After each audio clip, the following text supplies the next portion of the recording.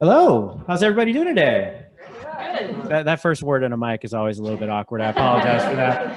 My name is Don Saucier. I'm the Faculty Associate Director for the Teaching Learning Center, and we are thrilled that you could be here. Today's event is actually part of our Need to Know series. And what this means is an event that has a special level of importance that we think everybody who teaches in any capacity on campus should be exposed to this information.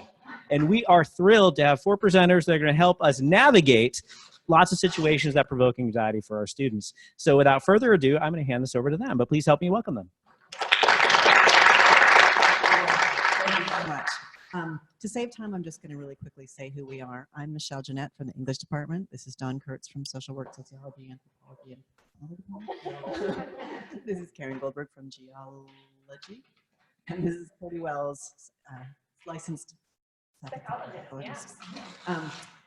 I'm sure we have all encountered the fact that we're going through what some people are calling a tsunami or an epidemic of anxiety. And we've all had students who come to us with sometimes very locatable causes for anxiety, survivors of combat, sexual assault, racist microaggressions or macroaggressions, first-year students figuring out college, students fearing deportation, unemployment, disability, struggling to parent, to grieve, to work full-time, to manage chronic illness, to find housing or food, and more on top of all of their coursework.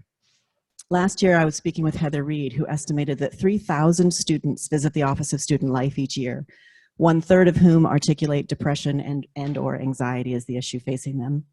If we factor this over a 4-year college career, this means that close to half our students experience mild to moderate depression and anxiety. This is both a humanitarian problem and a retention problem, something we need to be concerned about for the well-being of our individual students and the well-being of our institution. It is also a national phenomenon. The Center for Collegiate Mental Health stated in its 2017 report that anxiety and depression are the most common primary presenting concerns for college students seeking services. Moreover, anxiety and depression have shown year-over-year increases in their frequency, whereas other concerns are flat or decreasing. Articles about rampant student anxiety and distress have appeared in media ranging from mainstream national media like the New York Times, USA Today, and NPR, to academic and scholarly venues like the Chronicle for Higher Ed, the National Education Association, the Journal of Abnormal Psych, and the PEW Research Center.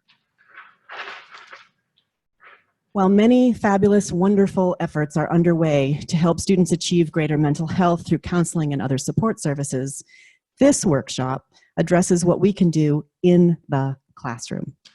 We see this context of anxiety as producing a kind of contextual static between students and their learning, a constant hum that gets in the way of learning the material and the skills that we seek to teach. So today's workshop is about practicing a kind of audience-based pedagogy. And one way to think about this is that many of us, I'm going to use the board for a second like a teacher. Get out of the way. Many of us, I think, start thinking about our teaching and planning our syllabi in terms of what to teach, what books to choose, what fields to cover, what areas we want to talk about, what our student learning outcomes. And then I think many of us have become quite adept and expert at thinking about how to teach those things. But I think we often think about that in a fairly abstract way. And so today's workshop is really about thinking about how to teach to this person, to really think about what's going on with the person. Yes, I can sometimes write an N. The person in front of us, the issues that they're facing, and how to reach them, maintaining our content. We're not talking about becoming something else. We're talking about being the teachers that we are, but more effectively reaching the audience we want to reach. So how do we reach the student in the room whose head is busy thinking about their mother's breast cancer, about how to pay their rent, about the racist comment they just heard? How do we get through all of that to teach effectively? Okay, so what we're going to do is more workshop than us to come give you ideas. And so what we're going to have you do is work in small groups. When you get into the groups, we will come around and help facilitate them some, but you should choose a recorder in the group who will take notes. And they will be turned in. We're going to try to pull together some ideas of best practices to share, and Don has indicated that we will make that available to other faculty as well. And so what happens is we've created some cards that run through scenarios. These are, in some cases, loosely based on students who we have dealt with in a class as a group of faculty. We will note that the names and the classes and any identifying information is removed, so not to expose students. And what we want you to do is generate ideas of pedagogy. So don't focus on the idea of how to solve the problems for the students. That is another department that handles that, student life and other areas. And I assume all of you know how to make reports for those things. But what we want you to do is think about how you can change things like class activities, assignments, course policies that would address or help students learn given the scenario. When discussion lags, pick a new person and pick a new card. Repeat as many cards as fit, but don't feel rushed to get through all the cards. We spent quite a bit of time coming up with scenarios. And again, all scenarios are drawn from students, but the scenarios are. Yeah. So we just would like to, again, emphasize that the idea is to brainstorm, to have a forum to brainstorm about how we could use the structure in class and what you came up with in your syllabus, you know, kind of activities that you want, but still give the student a fair chance to, despite all the hardships that the student might be facing, to complete coursework and succeed in the course. So we're not gonna assign any specific time for each discussion. It's gonna be free, but just like Don said, if we feel like you're not really discussing ideas and it's kind of exhausted, we're gonna prompt you to move to another scenario. Okay, so in the end, what we're gonna do, like he said, one person in the group is gonna be elected the recorder, somebody that is gonna take notes of the ideas that are popping up in the discussion, maybe put a star next to the best ideas, things that everybody goes like, yeah, that's good. So that in the end, I'm gonna try to wrap up what we discussed in the different groups for everybody and come up with a list of best practices or good ideas that people can try in their class. And then Kodee in the end is gonna tell us a little bit about her share, because like we said, the instructors are not to solve any psychological problems and things like that. This is her role. So she's going to talk a little bit in the end about, you know, what kind of resources we as instructor can point the students in the right directions to get maybe additional help. So should we divide them? Yeah, well, it looks like we can do 4 groups of, 2 groups of 6 and 2 groups of 7. So Just divide yourself? Yeah, if you want to kind of count off and get in groups of 6 and 7, then we're going to split up between everybody. I'm going to turn off the microphone now.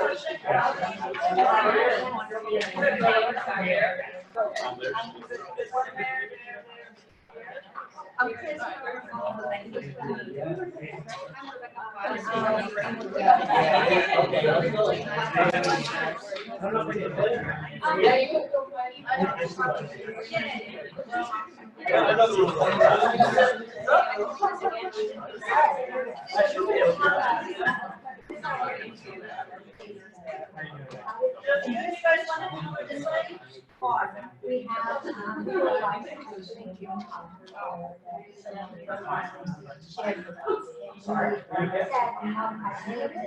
most of the time, somebody had also reports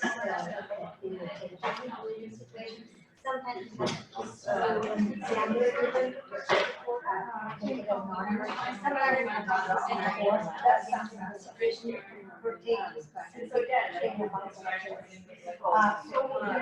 is for one of you to So who would like to be?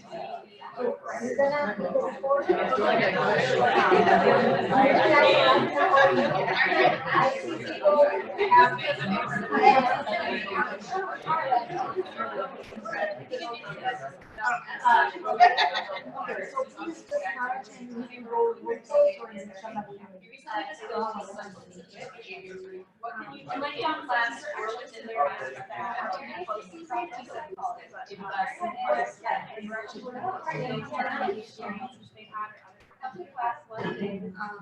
I think it's I can take them.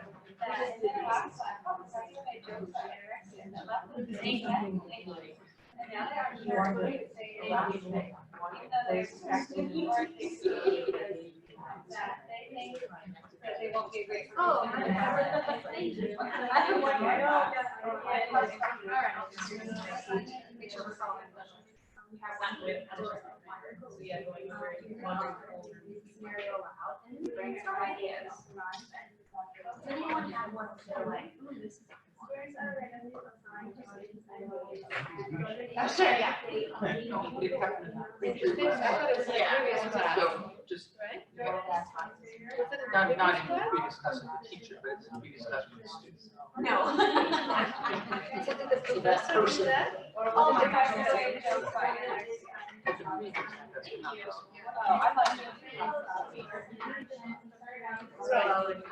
Right. That's the same. Yeah. So that's why they went in for. Right, this is just this class.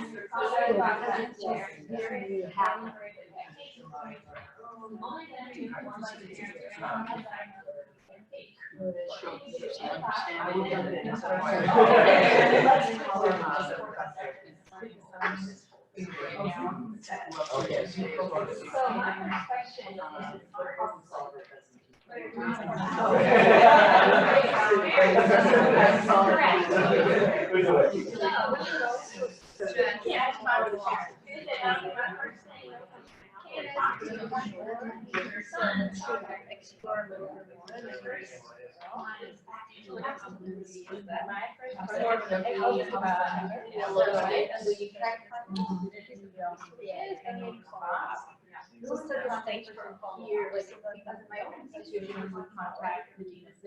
And then that has and then it was like, hey, you have a student who's suddenly certain.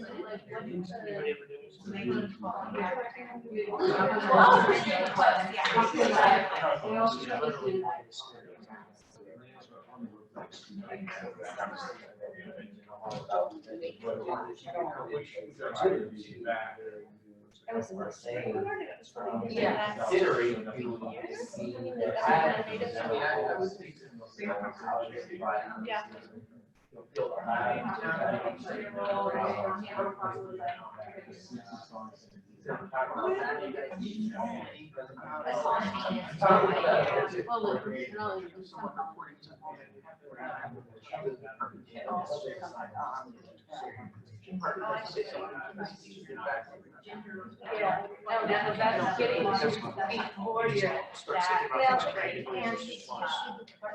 Well, and the department so even if you go talk to the department head,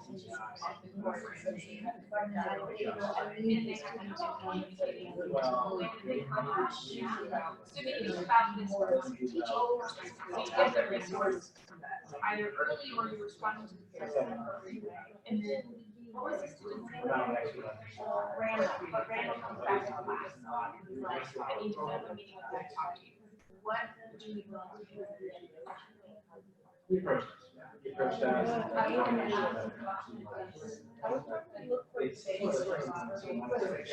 That's what happens. If nothing is done, they want to help provide that information. And kind of help advocate with the students and the person that was, so that could be another option. Have you reached out to the office of student life to make sure you're getting support? And you also want to Because you're like, students taken care missing my class, right? And then another thousands of hours going to school 2 days later. All right, yeah, let's draw another one. Darius is taking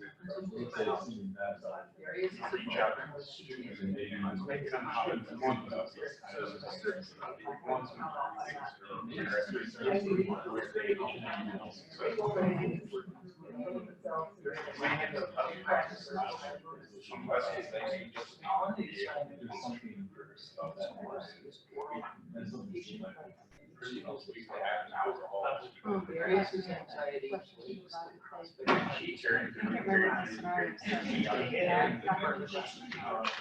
So the parents call.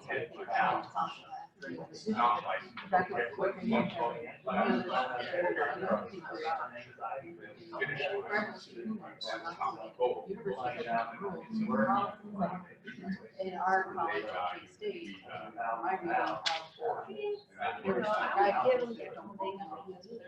Also, speaking of public, yes, income point, but it's providing accommodation. Yes, let's see where. I don't know. You can't be getting They actually feel that sure enough, and then people walk out and walk back in. And they always want to make sure students get the reports they need. That's one. And then those are the questions.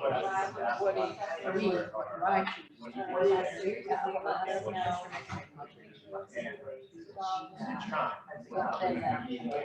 contact, vaccine draws, incomplete, and take it in. In our college. You almost have to. Part of it is just The majority of students traditional.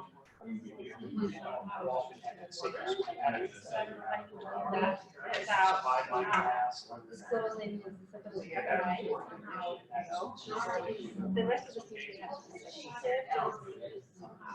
to generation. build that in the classroom, but everyone knows that's a great question. So it's already happened. We know. That's always the balance of these days.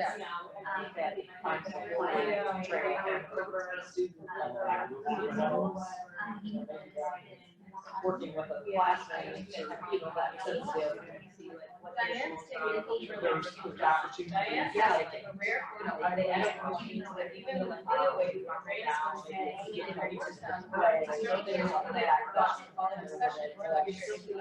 getting it okay to see the issues to make that work.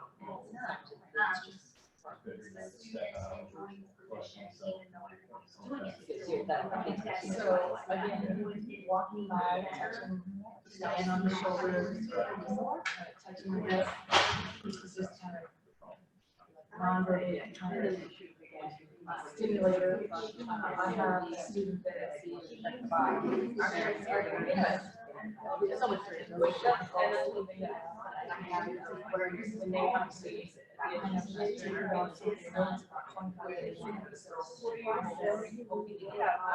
sometimes, like, do you really need an A? Is it better?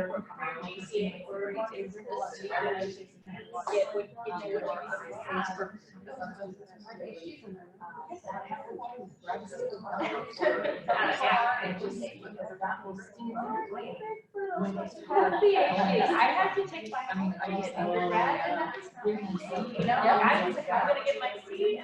There you go.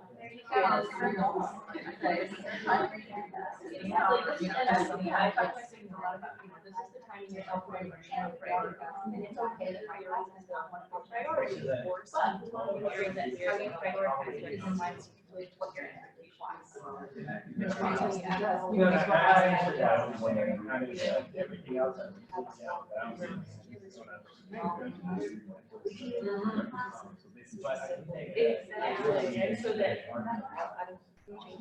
which I think a big piece of this is sort of holding a student responsible for their decisions around the things that just like that where teachers acknowledge. So I mean, it happens in this area, wonderful, the way parents can connect to it, and of course there are limitations, because you can't, that way you don't just search all the time, a little bit more. So One thing, just everybody stand up and take a stretch. Do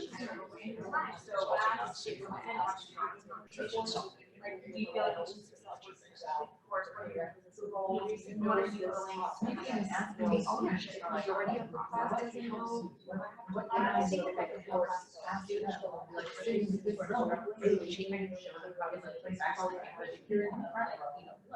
You're in control. You make the decision. That would be giving them some of that ownership over the decision. It's a different group of people. Sometimes every semester, some changes. Exactly. You might have to change it. Sometimes a class sometimes their students need to much longer to learn the material. Pretty sure it's very much so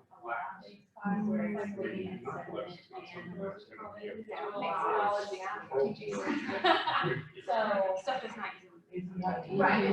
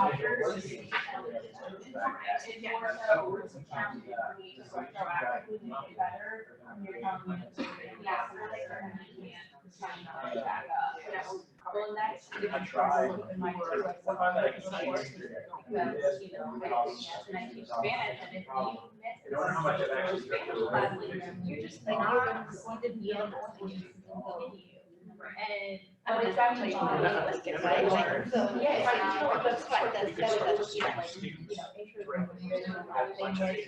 Okay, it's fine.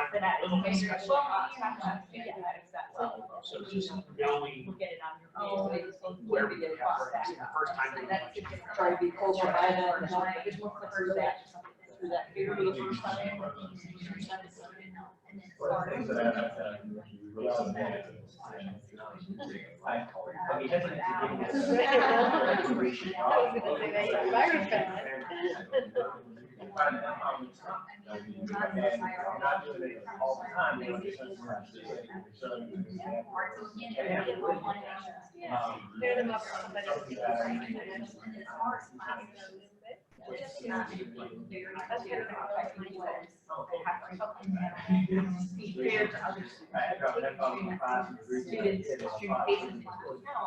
But not to the extent that then it's unfair. So Alex is taking American ethnic studies. Alex is working 30 hours a week, including night shifts at ES in addition to 15 hours in classes. He is falling asleep in class or missing class because he sleeps through the alarm clock. He has also missed quizzes, homeworks, and lectures, but whenever he comes to class, he is very interested and puts a lot of effort into learning. You have already allowed him to take quizzes after midday and determine latest trends, but he is still failing less in class or their class structure to help Alex succeed. Their needs, yet it's not that's a fine line. I don't know. Yes. And yeah, I don't think I just would have valuable things for me when I went to see why I work. So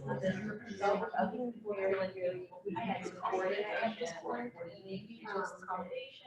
I'm telling them that now we should look at the resources. What can we do in our course about? So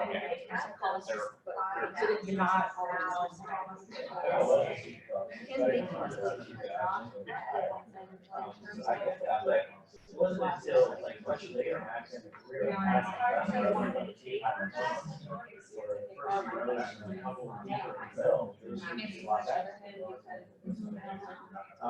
And now I tell my students, and it's amazing. I don't have to be upset about that.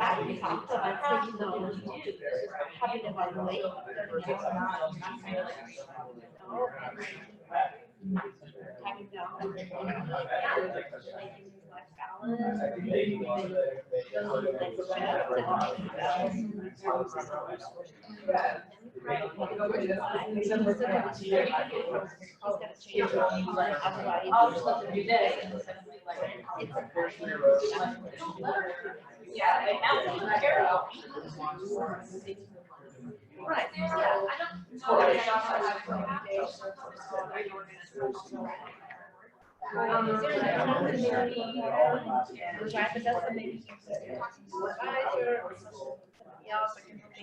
With those decisions or the scholarship, why they're this is a professor, and then I was college, and just having a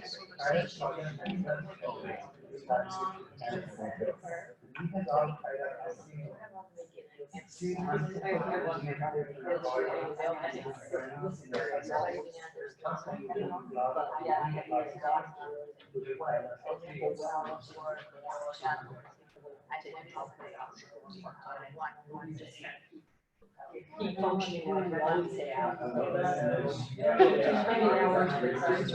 Twice or 10 times as much.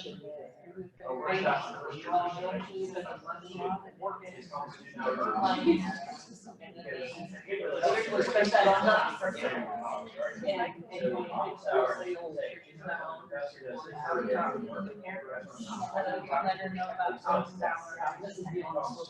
I think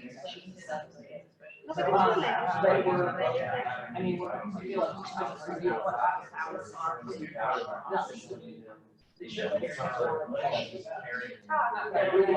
it relates to something.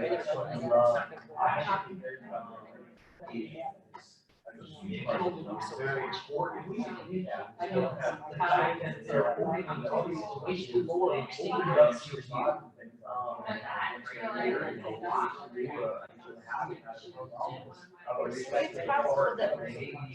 good, but I also thinking if you have a student, they're moving something, they're not interested, you really just want to know that, and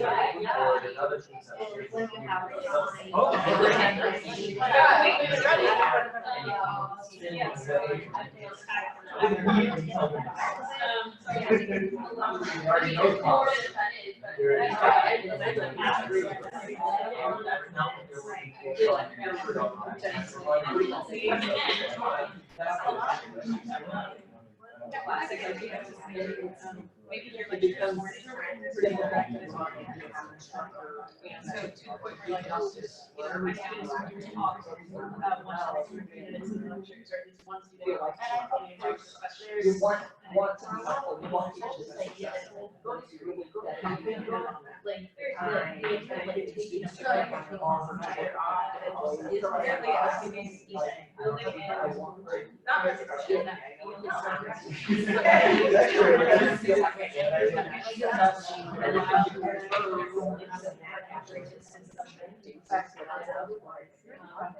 like like I just finished my social lecture. Somehow you figure out. Basically, I went to and they Right. different ways. They don't know that, but they still have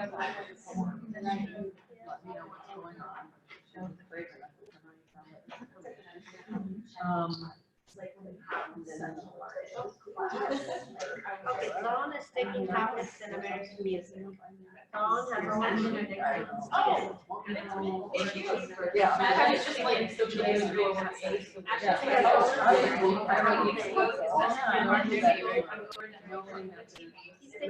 credits. He's been living in our car ever since he back to college. He's assigned to a class project with his partner, but can't be on calls or reminds frustration. This is what you do in class or within the classroom to help Ashton succeed is great. Yes, it is. And I think it's sometimes you get a really good point. I have a lot of conversations with So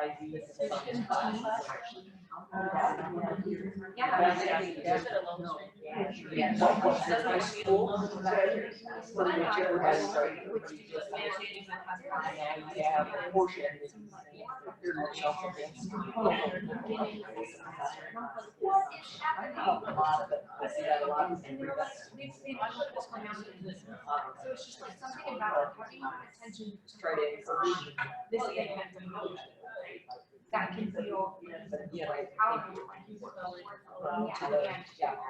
And you could look back and regret even when I was working on it. In my opinion.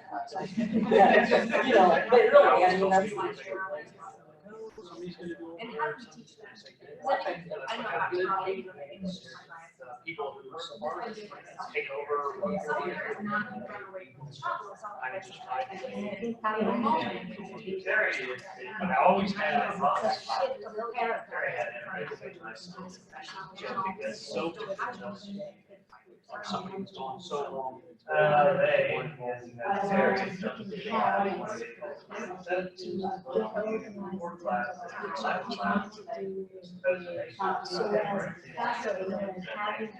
always had it's not in the syllabus. Even though there's like I guess in the syllabus I say something. Describe what it is because I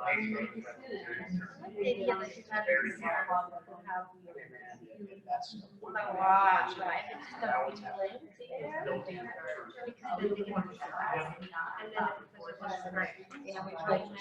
want to use words. Feeling like high school was much easier. Just make it quick. Well scattered. It's all me.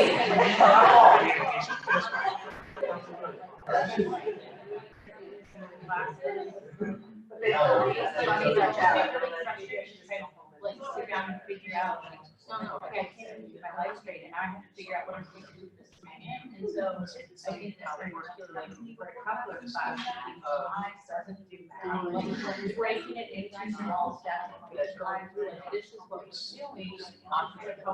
Okay, so I just do this step. Okay, now I have to start doing this step. You know, and like I break it like that. Yeah, I just go up to each guy.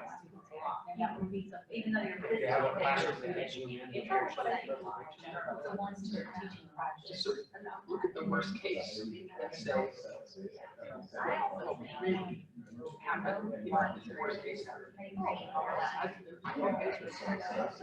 I mean, that is really basic. Charlotte is so different. When Charlotte's spouse, I used recently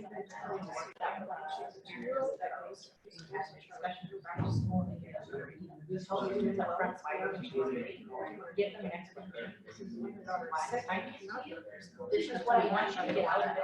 Yeah, and you know, so the end, we are we tackle.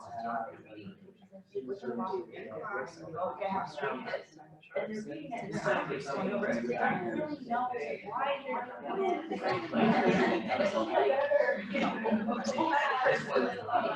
This is what that's the time side. This is what I want to be able to do or learn about. Really my side. Like at least they don't have a lot of mental capacity to focus. They think we're really missing it. Kind of like the English they feel like they did something. Well, one of the things. Oh, it's funny. There is a that I saw. She felt that I used to have on my 4 or 5 years old. The only thing was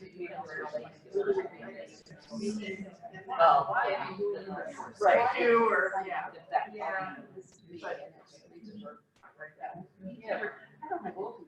Yeah, the more transparent I am with my students about why I want them to know stuff, the more I feel like they're like, oh, okay, like things that when they leave class, don't like, oh no, they. I can really go where you're doing. There's so it's not just the stuff. You probably need it.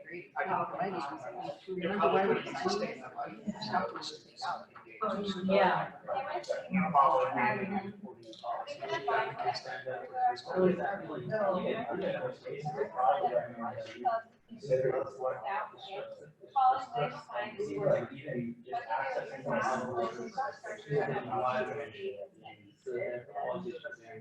And part of what our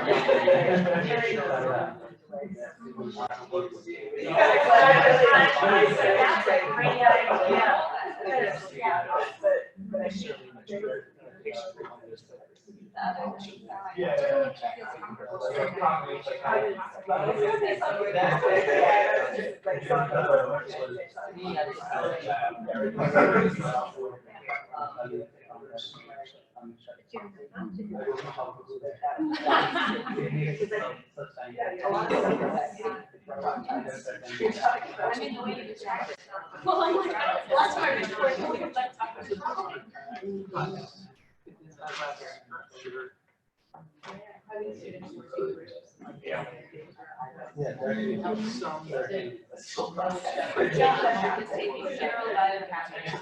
Josh is just expressing his depression over the death of his mother when he was 9 years old. Last semester, he dropped out of college and interned in suicide. He's back. There are frequent days when he just can't get motivated to get to class where he was. What can you do in a class where there's a class structure that they an hour or two to do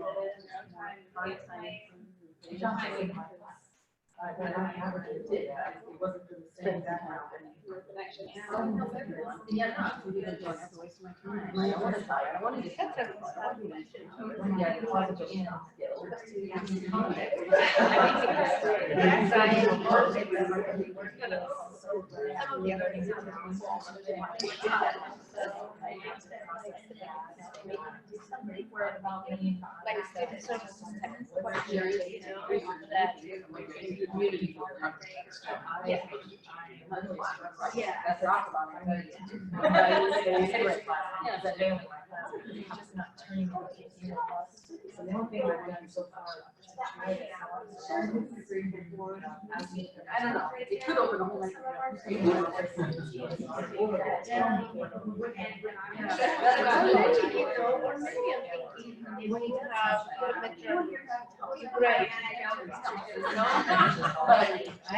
Maybe we figure out a way to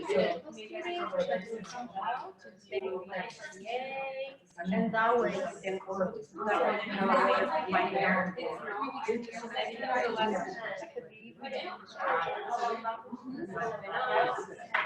so that's actually really easy. One thing you can do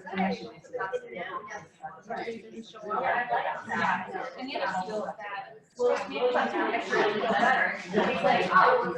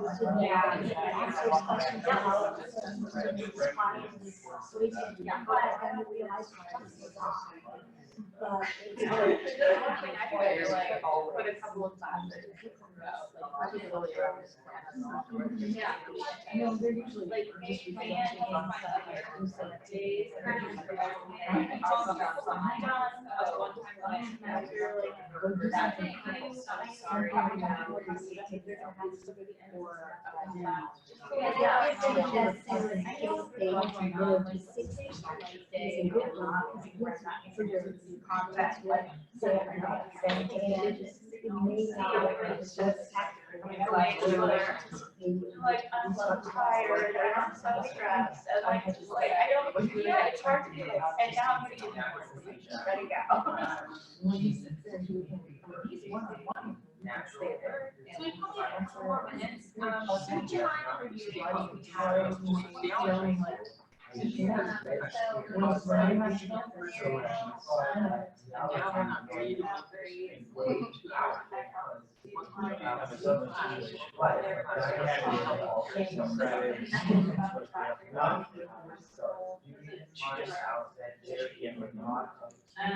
Other guys I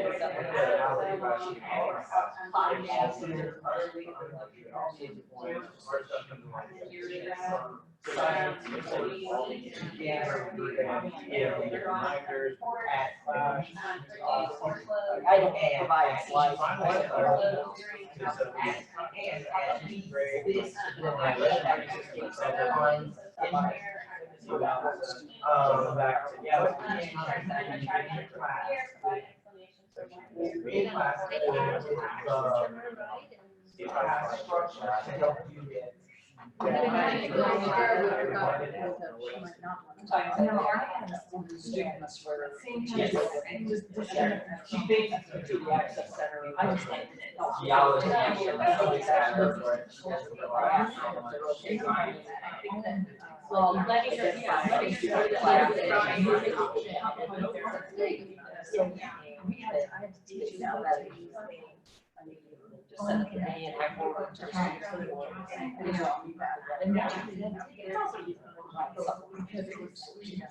Was it also during the conference, we'll talk about policies of the And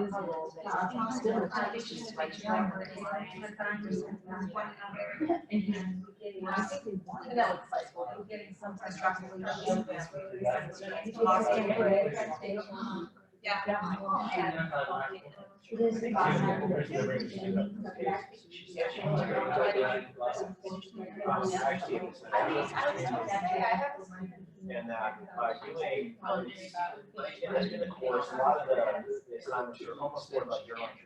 Yeah, so you have to do something to have to come to it. They don't have to be rather like and I think about what she thinks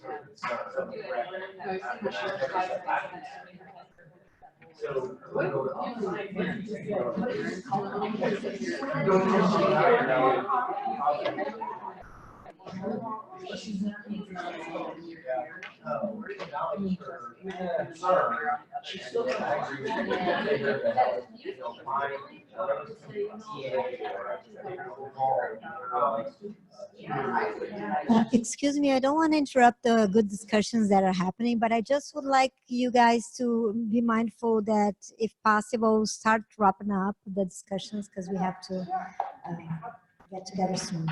Thank you.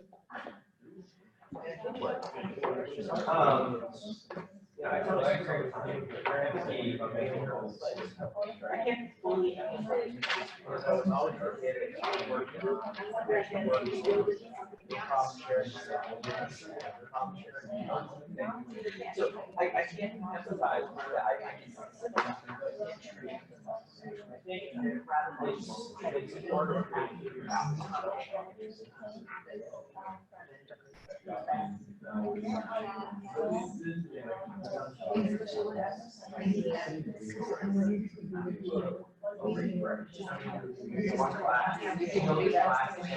If you go to level 10, when you only start at like 6.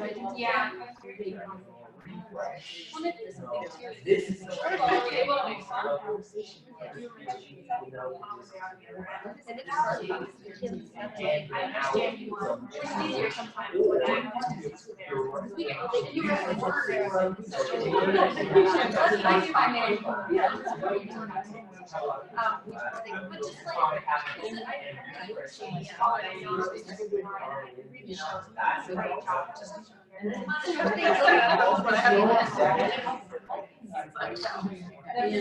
We care.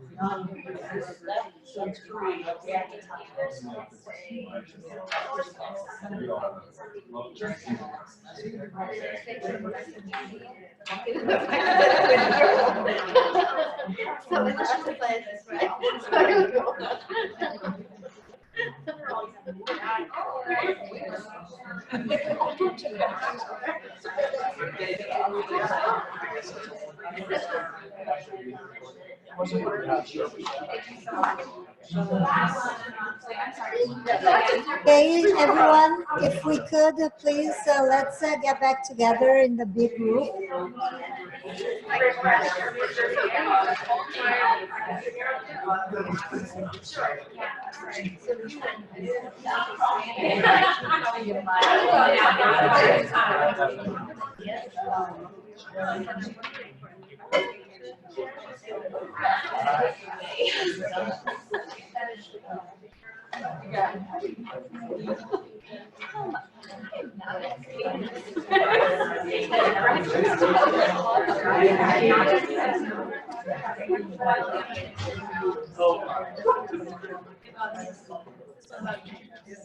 Well, I mean, it's not probably about you.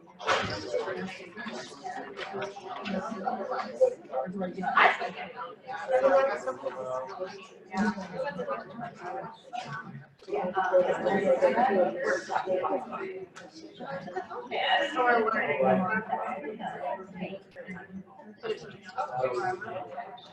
Like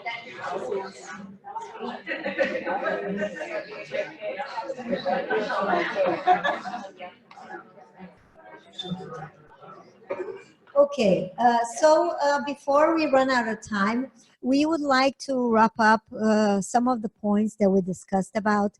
And of course, depending on which cards your individual groups got, probably you have to think about different situations. And, you know, not every single idea or every single practice applies to every single situation.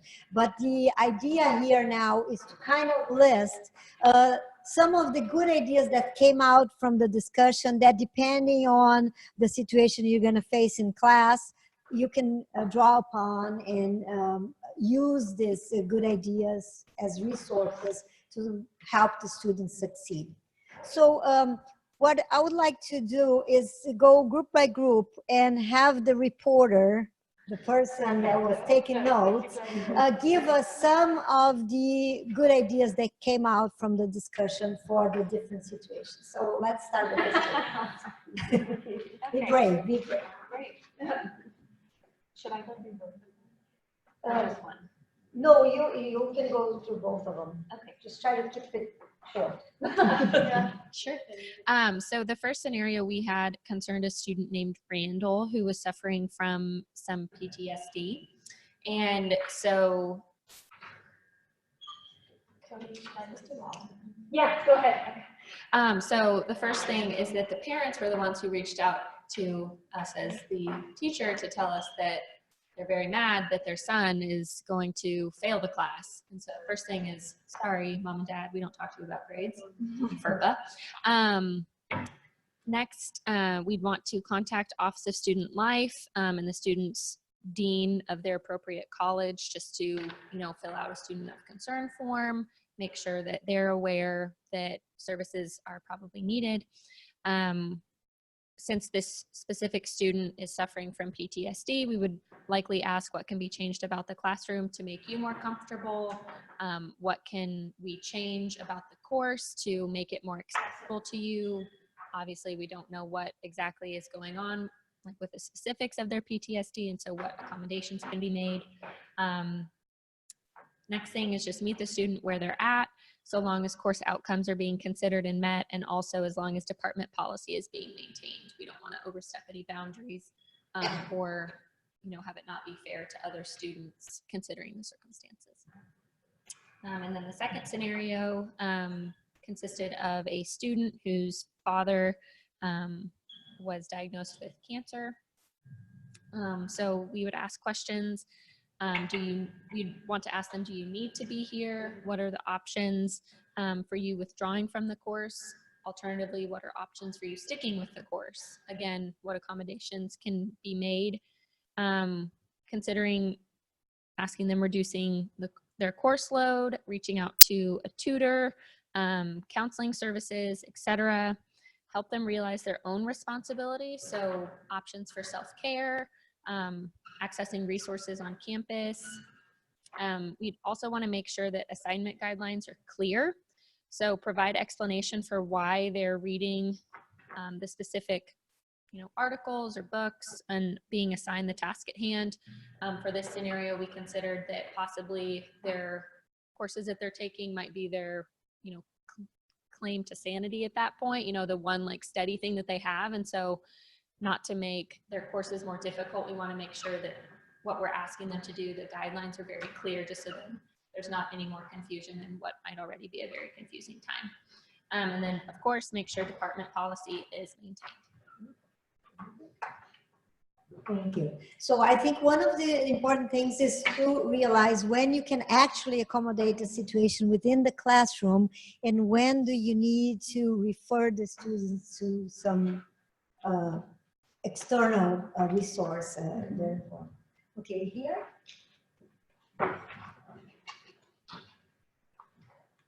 Thank you. I'm going to share one of our scenarios. A student named Jordan was assigned a role in a Shakespeare play to play the only female role, and Jordan is transgender. And so we started ours with a couple of questions. One, how did we know Jordan was feeling this way? And we figured out that the teacher had been informed. And then, what is the purpose of this assignment? Trying to think through that. So some solutions. We thought about choosing different, one, just choosing a different scene, saying, I've had a change of mind, we're going to change the scene. We really would have liked to have prevented this before it even happened by, one, talking about gender roles maybe before taking this on in class, and then talking about how we like to do random assignments, yet still be intentional.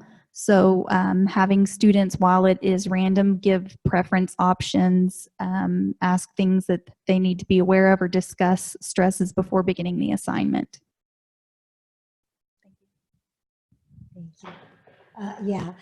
It's one of the things that also popped up in our discussion in the group that I was, is the need to, like you said, provide guidelines and make sure that it's very clear in the syllabus what are the expectations, what are the deadlines. So this helps the students to manage their time better, manage the amount of time that they are going to have to spend in each assignment that they are supposed to overtake, and this could potentially reduce stress as well. Let's hear from this group. Our first two scenarios kind of came down to like attentional issues or things that we want to address in class specifically. So for the first one, we said to offer a couple like low stakes assignments that are kind of quick and easy in class that allow students to get those easy points just for being there. Like maybe they're not necessarily fully paying attention, or if they can't, they can still get those points. Mm-hmm. Some other things we said for kind of attention issues would be to offer mini breaks. So things like, all right, everyone pull out a piece of gum or take a drink of water, or get up and stretch. Things that are like low cognitive that keep them kind of engaged. And we also said to allow for unobtrusive fidgets. So like fidget spinners or knitting or things like that to keep them cognitively kind of aware. Because one of our scenarios was a student had narcolepsy. So we're trying to keep them engaged. And our third scenario, we kind of settled on that was a little bit out of the realm of things that we should deal with in class. It was a victim of rape, and she was living in her car. So we said, ultimately, this is something for student life. We're going to put the student first for this. But for in class, we said allow for an individual assignment because they weren't totally comfortable like working with in a group project. Mm-hmm. All right, let's hear from the last group. Okay, one of our first situations was a student who came to class from another class, and they were anorexic, and the professor before had made a comment about anorexia and made them feel uncomfortable, so they're now in your class feeling uncomfortable. And we just said that we would show understanding if they come to you and say something about it, show understanding, and that you would understand if they couldn't participate that day. Following up with them after, making sure to be accessible and flexible with any assignments that you might have had that day that they could miss feeling uncomfortable. And then if they, having a conversation with them to possibly report the professor if the student is comfortable sharing that information with you. So. Okay, the second one was a student with a service animal, and I don't remember. Oh, it was a biology lab, thank you. And him not feeling comfortable presenting in front of the class or not having enough space to accommodate with his service animal. So we suggested allowing him to bring up his dog when he has to do presentations. Also making sure to contact the Access Center to find out what accommodations, all accommodations that he needs, and then also contacting the lab professor and making sure there's enough room for him and the service animal, just to make sure that he's comfortable at all times. All right. Due to the time constraint, I just would like to say that there are some common situations to the different stories that people discuss. And, you know, I guess one of the things that as instructors we should always try to do is to see the student as a person and not only just like an amorphous mass, you know, and understand that life happens to everybody and to us too. Sometimes we are not okay that one given day, but there are still requirements that have to be met, and nobody is asking anybody to lower standards or to, you know, just give passes all the time, but actually trying to, as much as possible, accommodate within the class structure for specific situations that might arise in everybody's life. And then there are certain things that are big enough that we cannot really deal with in the class structure that needs to go to Kodee, for example. And I'm going to just let her say a few words before we end up. But before I do that, I just wanted to say that we are going to like take pictures of this and try to summarize and make it available through the Teaching and Learning Center, so that, and there are some other situations or suggestions that came up in the groups that I know were not discussed due to the time constraints. So we're gonna compile all these things and put it there for everybody. Thanks, Karin. Great job, everybody. Way to participate. Yay. I think what we hopefully also pointed out is that it can be really difficult to tease out what is a classroom appropriate intervention versus when do we need to refer students to other options on campus. So I do want to reiterate the Office of Student Life has a student of concern form on their website. If you've never seen that before, I would really recommend after today going to the Office of Student Life website and just look on the main page, and there's a little button over to the right of the screen, and you can click on that, and it's a form that can be completed for students as long as you have their WID and their full name. And the student is then reached out to by Carolyn Jones, actually. So she is wonderful and amazing. And all it is that it says, a concerned case stater, let us know you need to be contacted. And, you know, there's a couple attempts, and most of the time students do respond. So I think a reality is that in many of the students in these scenarios, they want help. They just may not know how to access it. Like, think about the example you had of the student living out of her car who was a survivor, and where to access, which would be the care office, by the way. Counseling service can also be a really great resource. We have drop-in hours. So 8 to 5, we have somebody who's not scheduled for any clinical hours, and they're just there to help answer questions, to meet with students who are in crisis.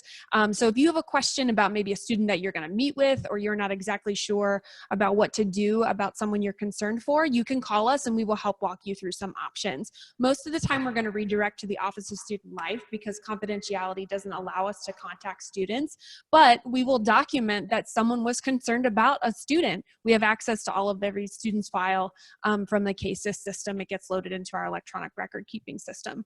So if at any point you are trying to help in a meeting with a student and you kind of get that uneasy feeling of like, ooh, this is beyond my competence, then maybe consider either contacting us or at least bringing in another colleague. Like, don't do this stuff on your own. Know that as much as we care for students, we're hopefully also caring for each other. So, yes. Yeah. I think the last thing I would want to remind us is these were all specific scenarios that we were always discussing after we knew about them. But what I think we really hope is that we will start thinking as teachers that chances are good at least one of these scenarios is always in play.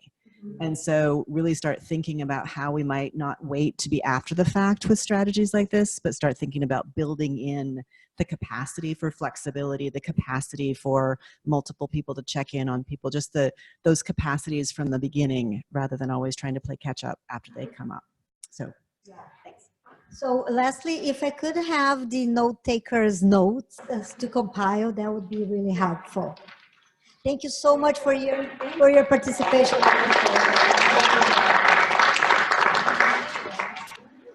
And just a couple things before we go too far. Number one, if you're doing this for one of our professional development series, we have a post-event survey that you'll be completing.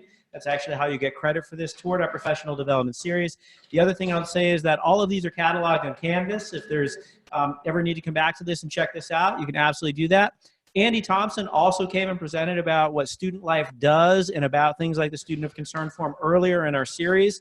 Any of you who have come here today or have come here previously will get an invitation to our TLC Canvas page, and you'll have access to that. I'd also like to plug an event we have in January. We're going to hear about student accommodations, Office of Student Life again, as well as Office of Integrity and those kind of things in a January right before the semester event to provide some insights on these type of situations we all deal with as teachers. So thank you all for coming today, and please one more time join me in thanking our presenters.